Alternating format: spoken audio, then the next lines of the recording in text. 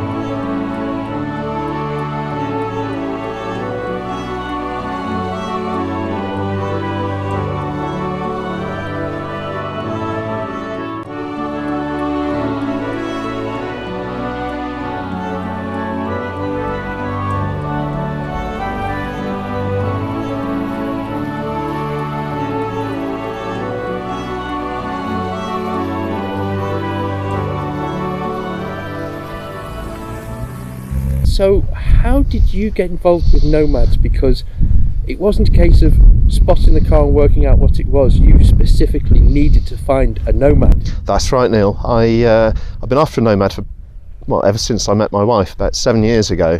Her father was involved with the company in the 80s. Her brother's got one, her sister's got one. We didn't have one, so the search has been long and arduous. They're either too far away or too expensive.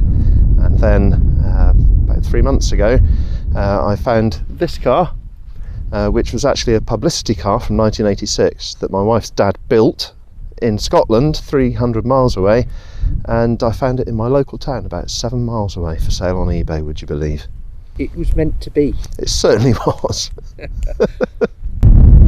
Now, you mentioned that your father-in-law was involved with Foers, but he's quite heavily involved. He's quite deeply involved. If you could tell me a little bit more. Yeah, so he, I think John Foers had been producing the Nomad for probably a few years, and then Angus got involved in the mid-80s.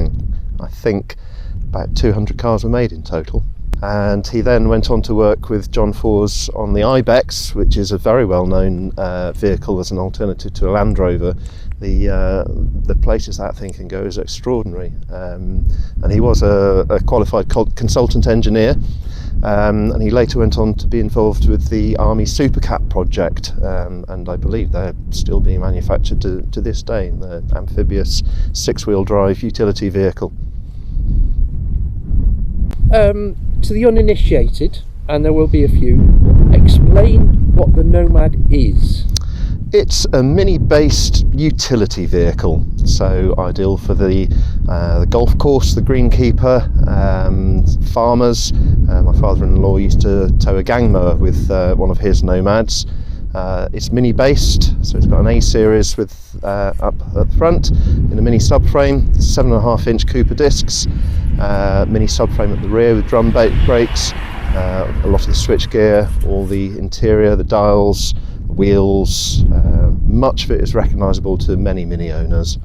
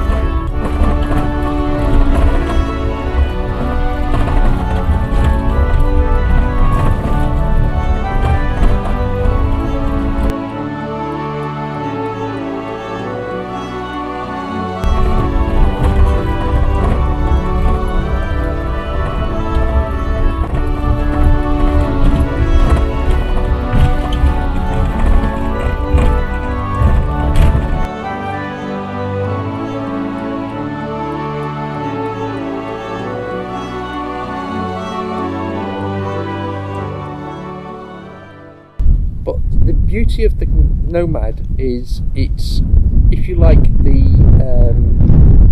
literally a miniature Land Rover, isn't it? Pretty much, especially if you look at the roof. I'm told that to get the roof designed, they actually took a Land Rover roof, cut it down, took a mould from it, and the result is what you see there. But yeah, I mean, if you put knobblies on it, you can go pretty much anywhere in it, as long as you've got the ground clearance. And from a practicality point of view, it's one of the kit cars that is, you know, sprung up in the 80s for the family man as well. Very much so. Obviously this is the van version. It's got a 2-seat rear bench in the back, so you can actually get 4 in it, but it's only 2 pins to take the rear seat out, then you've got at least a cubic metre of space in the back. There was also a pickup and a convertible version as well.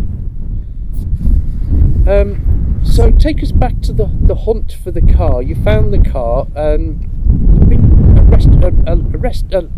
a love story in a way, this restoration. Well, I love and hate, Neil, like any car restoration. You know, it chose to fight back quite a few times. I've got to say that most of the work was done by my good friend Steve Bailey, without whom this car would not be here in this state right now.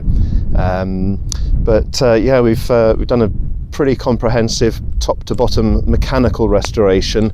It's a bit shabby now, but it's got complete new braking system from master cylinder right through to new calipers and discs and flexes and hard lines and so on.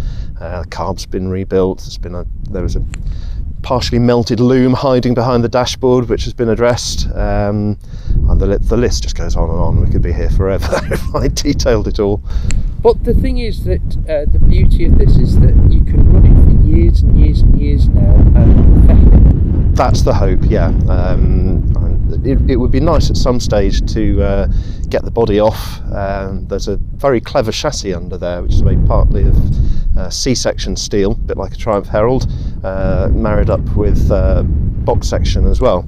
But obviously where you get a steel chassis and an aluminium body, and this will be familiar to pretty much any Land Rover owner, aluminium can corrode, and indeed, you know, this has in places. So yeah, a slightly more comprehensive bodywork restoration is probably next on the cards. Now, the other beauty of this car is it's got a lovely nickname. Would you like to explain that? Yes, well, the registration plate is Q77WAK. It's Quackers. And this isn't your car, of course. You've borrowed the Mrs. car. I have. She's been kind enough to lend it to us for the feature today. It was very much for Annie. So this was actually her Christmas present. An example of it fighting back. I was actually due to present it to her before Christmas, and on our way to the test centre, the master cylinder imploded, so back we had to go. So a reveal was done where she couldn't drive it. I'm pleased to say we've now got 12 months ticket on it with 2 very small advisories, which is pretty pleasing. And so of her family, you said that hers is the last one. They've all got... youngest brother doesn't have one yet, but perhaps that's something we're working on. So, I usually ask this, but I think it's a silly question with this car because it's obvious this is going to be a loved family car. But what are the plans for the car going forward? Well, as mentioned, we're going to have a look at the paint and the bodywork. I do have a 1275 engine sitting in a subframe, which I'm hoping that we can perhaps get in the next year or so. The FAW is all right, but we live in a pretty hilly area, as you can see, so a little bit more torque would not go unmissed. Now Charmaine is going to kill me for this because I did a little red Corvette without her, but this gentleman went to extraordinary distances to get exactly the right car for him. Hi, I'm Tennessee Jack. This is my car, and it's the C7 Corvette Cabriolet. And explain the Tennessee Jack, where does that come from? Right, Tennessee Jack, a 2-part name, is made up of 2 of my favourites. Tennessee in the USA is one of my favourite states, and Jack Daniels is also one of my passion. So they go together quite well. And where does that fits also with your profession as well? It does, yeah. Professionally, I play and sing guitar. My genres are country music, 60s and 70s, and Elvis Presley. All the greats. All the greats, oh absolutely. And things everybody knows. And obviously the car fits the image perfectly. It does, yeah. The unfortunate thing is with this car, it's not quite big enough to take all my amplification equipment. So the gig needs to be very local for me to make 2 or 3 trips and still take the car. So I can understand perfectly the love of the Corvette, but this isn't your first Corvette, is it? No, this is number 3 for me. I previously had 2 C5s. The first one was a 1994, which I acquired in 2005. It was red, because Little Red Corvette is a well-known phrase. So yes, I enjoyed that. Lovely car, and I kept it until 2012 when I saw a beautiful yellow C5, and I was very taken with the yellow C5, so I traded it. It was a 2003, and it was a beautiful car. The one disadvantage of having a yellow car in the summertime is that the insects love it. So of course it used to get covered in insects whenever I went to a show. But it was a great car. And then I saw a blue C7 Cabriolet, and that was the end of the yellow car, unfortunately, because then it had to be another red C7 Cabriolet. Wait, and I believe you started your search in the UK? Yeah, well initially I saw one in the UK, and I thought, yeah, I'll take a look around and see if there's one for sale. I did see one, and it was rather pricey for its age, but it had done 30,000 miles, and that was a high mileage for me. So we go to the US quite regularly during the year, to Scottsdale, Arizona. So I thought, okay, yeah, I can find one here, surely. But no, there was not a red C7 convertible, automatic, for sale in Arizona. So Las Vegas is a 5-hour drive. Not a problem. Surely they've got one. No. So I came home without having purchased the car. And in the end I went online, and of course they are available in the US. It's just not in where I was. I found it in Miami. 8,000 miles on the clock, 2015, and that was it. That was the love. Talk me through the importing of the car, because that scares quite a few people, doesn't it? Well, yeah, I did take the easy way out. To start with, because I hadn't seen the car, I hired an inspection company in the US to do the inspection for me and report back. They gave me a written report, 85 still pictures, 5 videos of everything working, and it came back as A1. So I paid the dealer the money, and I hired an outfit called Ship My Car in Milton Keynes. That company will do as much or as little as you want them to do, but being lazy, I had them do everything. So they actually went to the dealership, put the car on a trailer, trailered it to the port, did all of the export paperwork, and I only had to sign. They then loaded it 1 per container onto the ship. They gave me a tracking app so I could see where it was in the Atlantic. That must have been fun. It was. I could see it coming, and I was excited. And then it got offloaded in Southampton. They then sent me a note on the 23rd of December to say it has now been offloaded from the boat and you will be hearing from the UK taxman.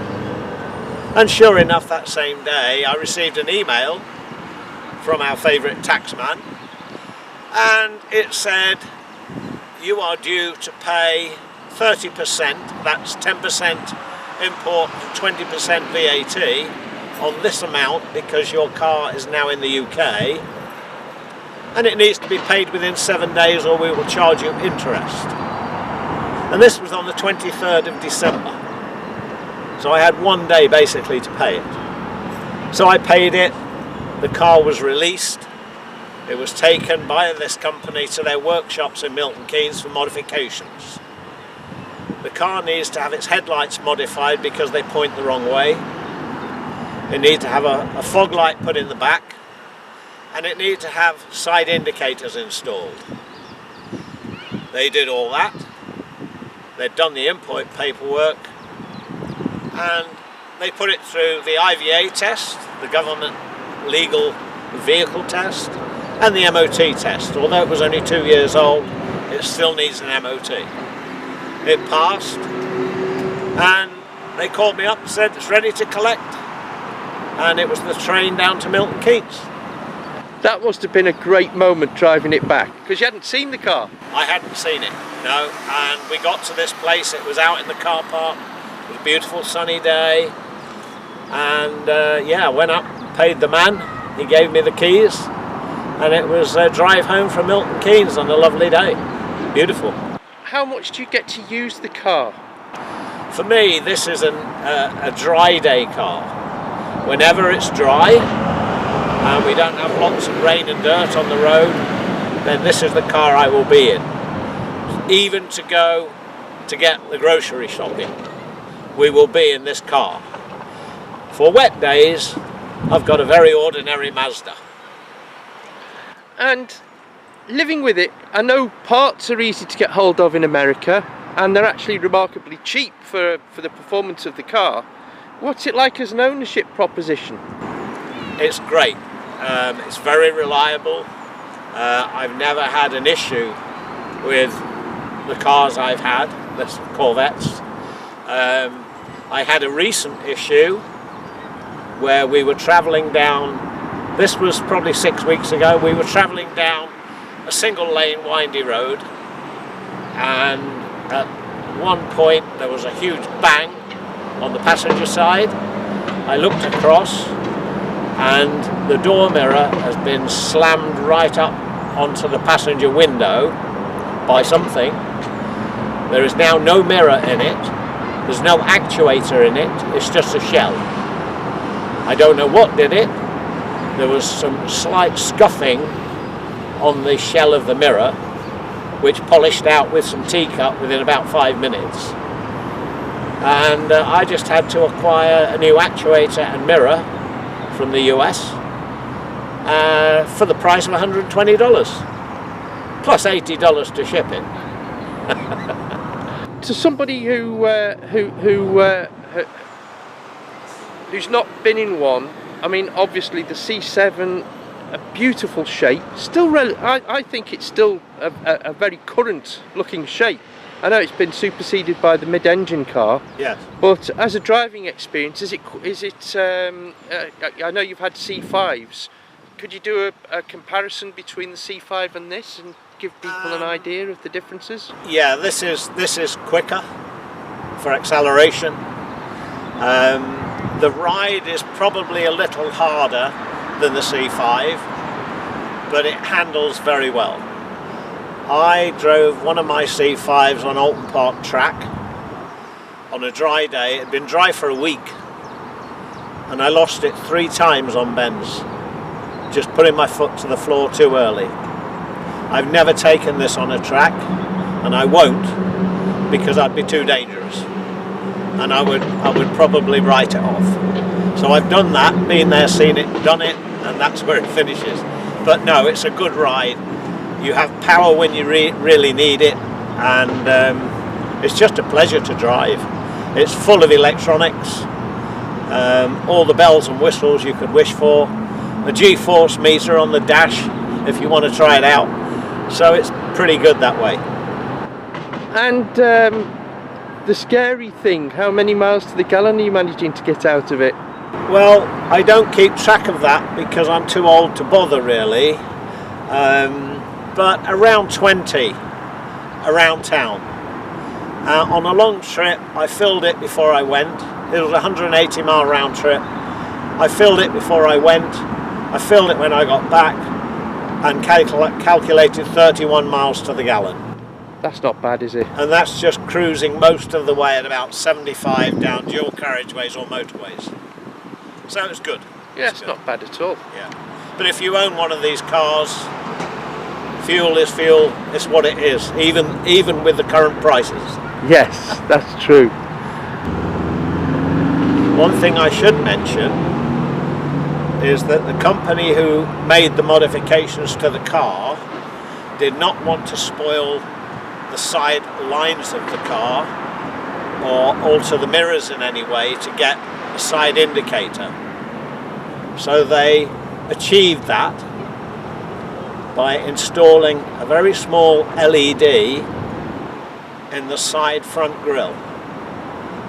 And to pass the IVA test, I believe it has to be visible from a certain distance behind the car at an angle of 5 degrees, and it just makes it. And you will see from your photographs where this little LED is, and they've done a good job. Do you know the spec of the car in terms of the engine size and power output that these put out? Yes, it's got 450 horsepower. It's a 6.2 litre V8. It's an LS1 engine. Very many thanks, sir, for letting us look at your car. It's beautiful, needless to say, and I agree. Little red Corvette is definitely, you know, it has to be. Oh yes, yeah, it's my mistress, and it actually says so on the number plate. And mistresses need to be beautiful and expensive, and this is both. Thank you. Thank you for watching. We really do hope that you've enjoyed this episode.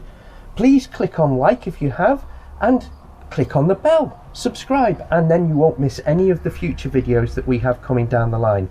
And talking of which, this is in the next episode. Coming soon on the Unwins Motors YouTube channel, present 6R4 replica. Subscribe to avoid missing out. Out now on DVD, the first official DVD for Lombard Rally Bath, including an interview with rally legend David Llewellyn. For many years now, I've only been look for the tash. Ah, that's it. Then you'll know which one it is.